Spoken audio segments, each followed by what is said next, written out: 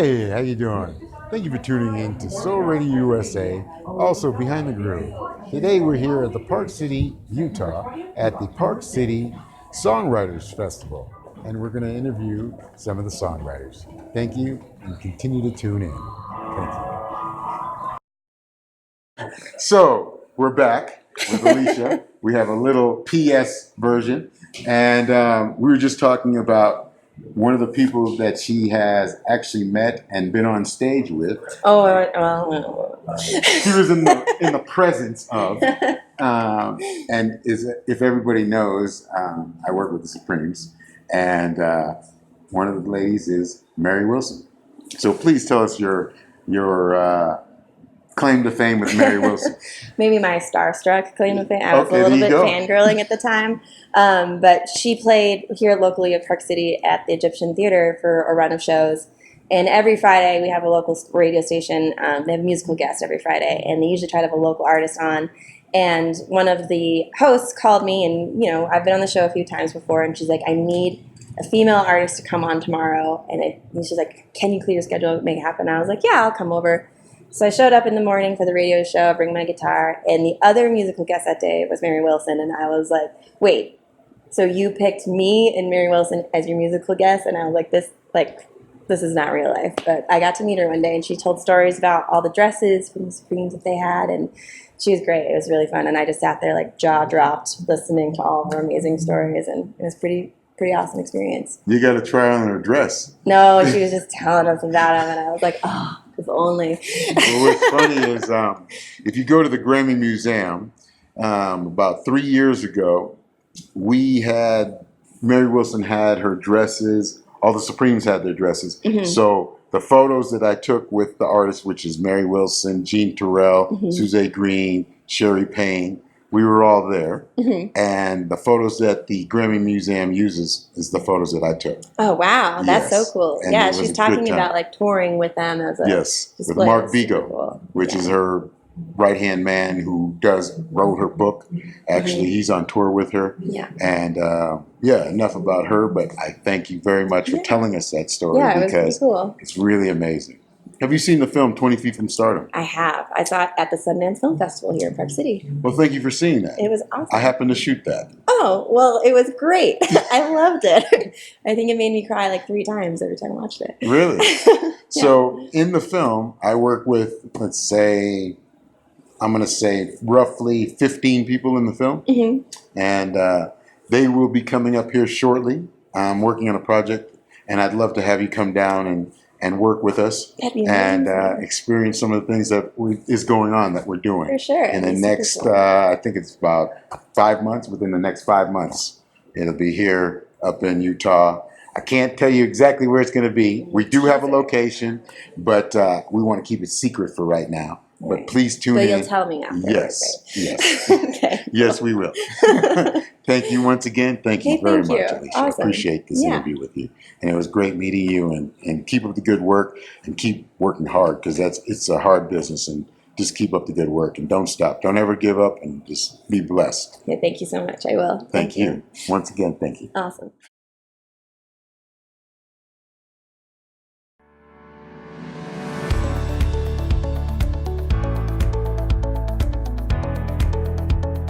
Welcome to Azevedo Studios in the heart of Salt Lake City, Utah.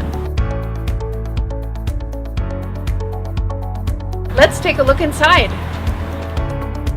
This is the lobby to the 8,700 square foot recording studio,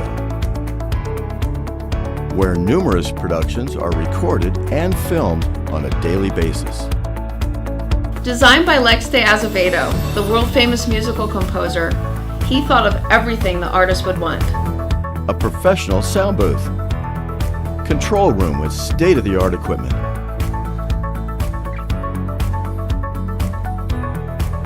a production stage, an editor's bay, production room, and a large office space.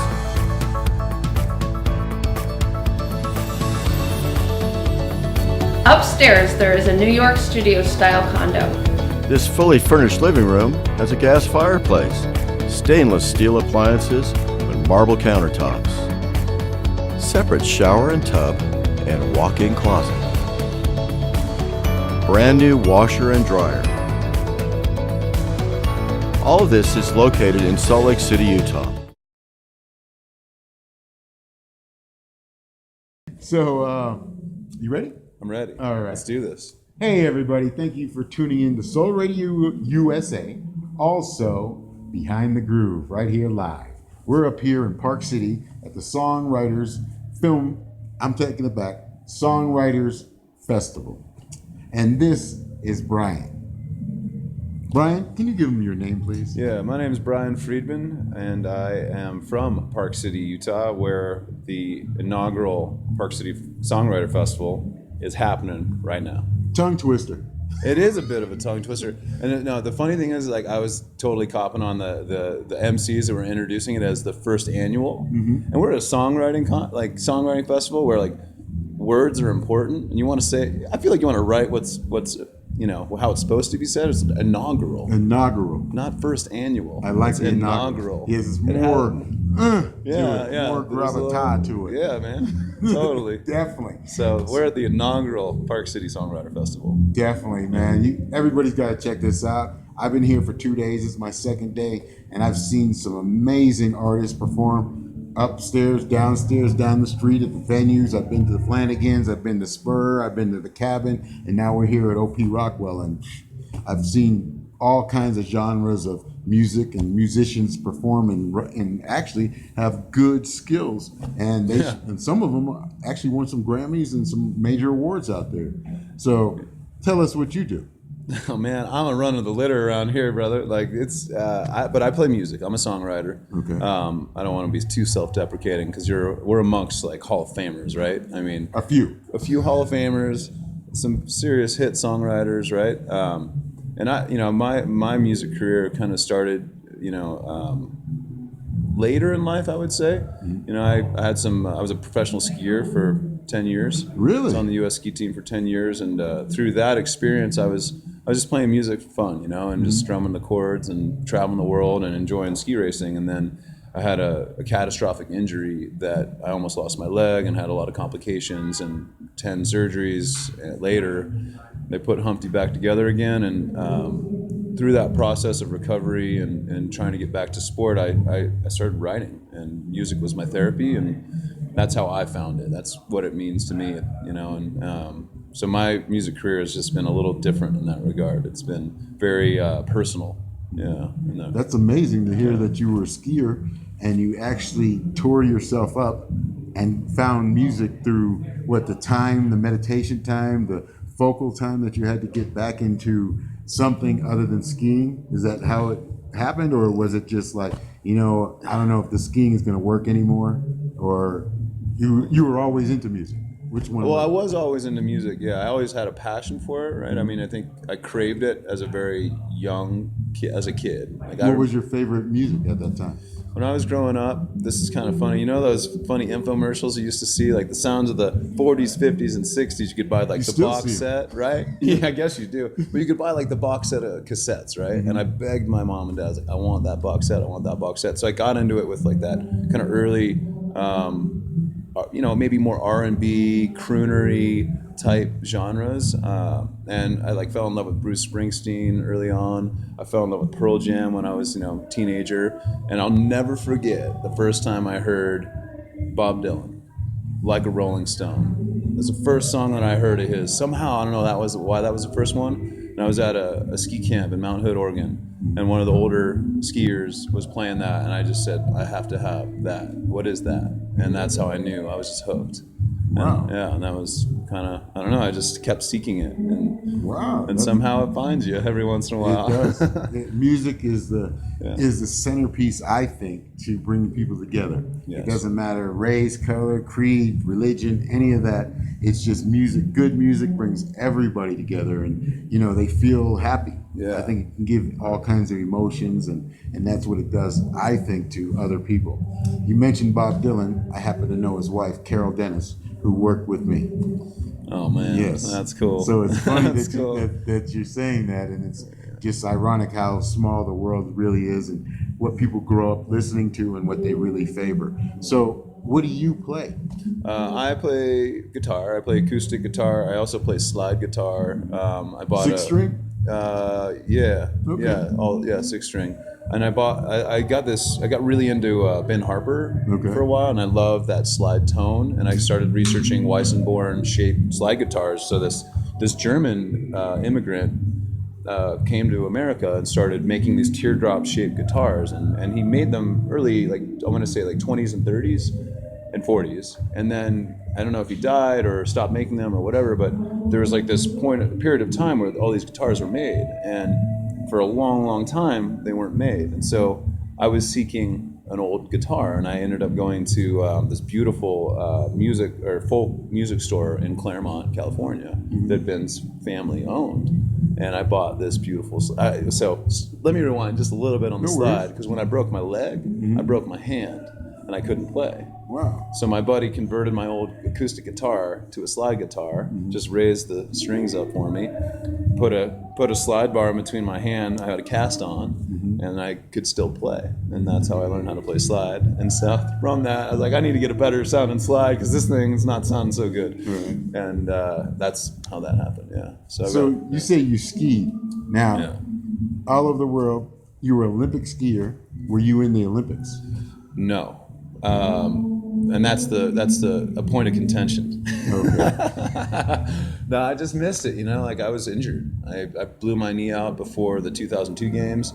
I broke my leg before 2006 games, and I made a comeback and then decided to retire just before 2010. I just didn't have it in me, man. Like I was broken, and I couldn't quite compete at the level that I needed to, and I was just swimming upstream. I had too much pain, and I was mentally just shattered, to be honest. Wow. And physically shattered. That's got to be amazing that you were right there, and then it didn't really happen like that for you, and now you're into music. And how do you feel about music? Oh, I love it, man. I really do. It's therapy, first and foremost for me. It's I don't know. It makes me feel good. It makes me feel alive. It gives me that dopamine hit that I miss from ski racing and things of that nature. It allows me to talk about things maybe inadvertently through experience I've had in my life and expressing them differently, right? I used to write very autobiographically, and through learning songwriting with new people and people that are like much better songwriters, I've kind of learned to tweak things a little bit and cover them up a little, but you can still write from an autobiographical foundation. Yeah, in the soul, you feel that. Yeah. When you're out there, you're just strumming, and Yeah. you get in the pocket and basically just flow with it. Absolutely. Who I have you think. performed with it?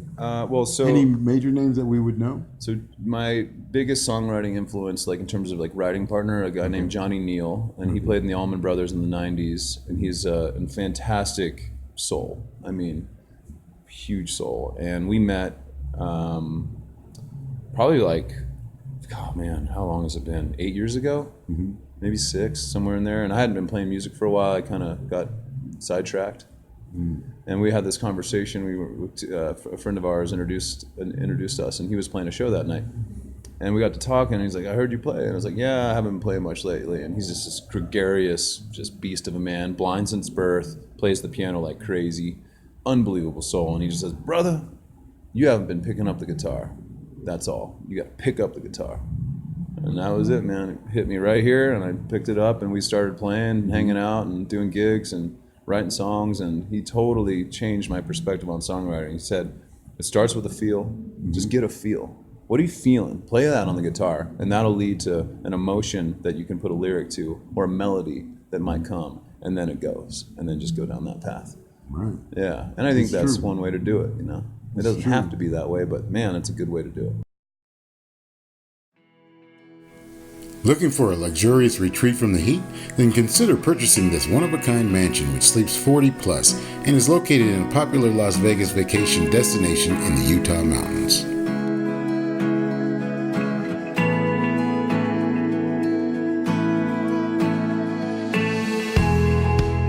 Welcome to Cielo Santo, the true mountain luxury living and lifestyle you've been looking for. As you will see, this isn't your ordinary property. This lavish double villa estate, designed by renowned architect David Harris, built with excellent materials and craftsmanship, includes a gourmet kitchen with wolf ranges and ovens, vaulted ceilings over gathering areas, multiple fireplaces, 19 bedrooms and 18 bathrooms, with interior furnishings included. Gated on 20 2/3 acres, barbecue areas, and custom chandeliers, covered walkways, covered hot tub, and a private trout pond for fishing, 2 saunas, and a steam room, indoor swimming pool, 16-seat theater, and an indoor waterfall.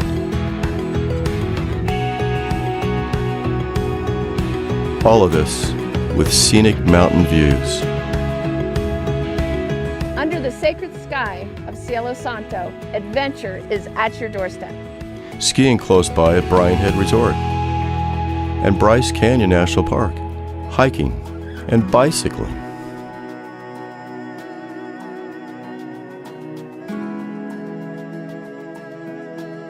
There's also equestrian facilities for horseback riding. This 6-stall barn has a 3-bedroom and 2-bath caretaker living quarters above. An ATV is included for plenty of outdoor adventures. Panguitch Lake is located less than a mile away. This estate is perfect for families and corporate events. Located between Las Vegas and Salt Lake City, with St. George International Airport 1.5 hours away. This is the lifestyle at Cielo Santo. Thank you for joining. This is Heather Schultz with Engel and Volkers.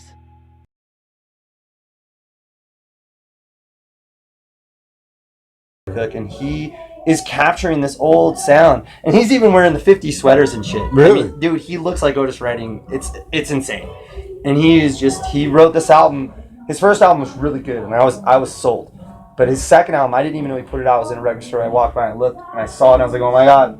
I grabbed that record and I bought it. I took it home and I must have listened to it for a month straight. Was it a record, CD, or It's a record. I don't listen to CDs. Okay. I don't. 12-inch. Here's the thing. I don't have a problem with CDs. I don't have a problem with your phones. But when I'm at home, if I'm not playing my piano or reading a book, I'm going to take that record out and I'm going to sit it on my record player and I'm going to dust it off and I'm going to take that needle and I'm going to put it on my song. And hear every sound. And and the time that I have to take to do it. And then when the record's done, I got to go and turn it over and stop what I'm doing. That's part of it for me. Yes. It's not just like, 33 and a half. Yes, 30. And now it's like 180 gram, 200 gram, and they're really doing a good job with vinyl right now. And I'm excited. I've been collecting since I was 14. So I used to be a real DJ on the 1s and 2s.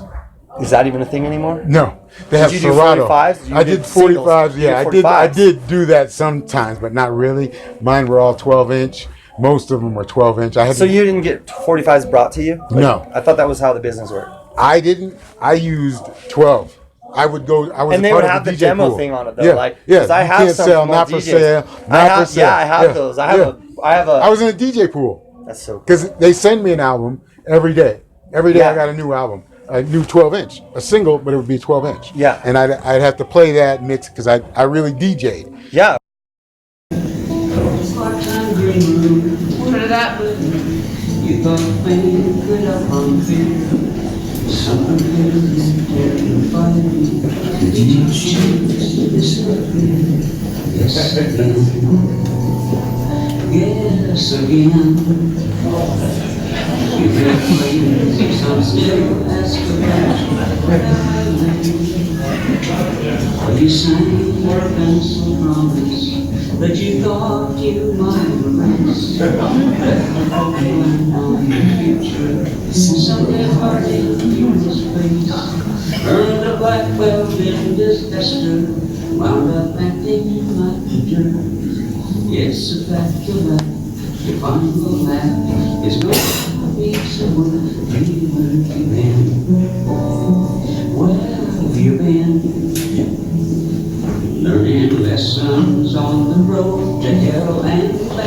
again. And someone asked me once, where do we go when we arrive? If you're lucky, when it's over, the dreamer's still alive. A blessed mystery, for sweeter souls did not survive. If you're lucky, when it's done, somehow deep inside.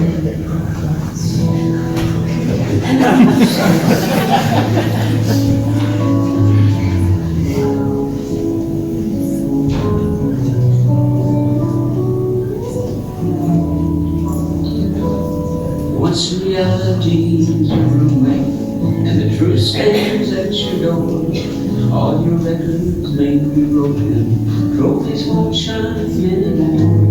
New beginnings are the challenge, but you're not sure where to start.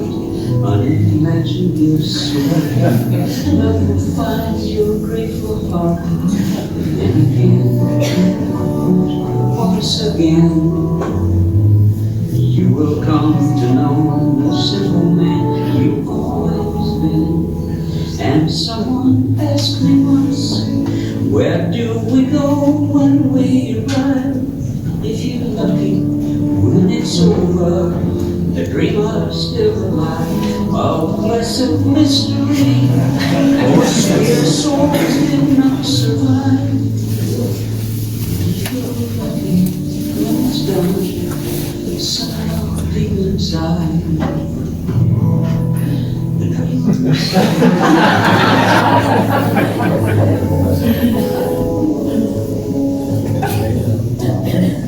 the anger will be gone, and the cynic will move on. And if you're lucky,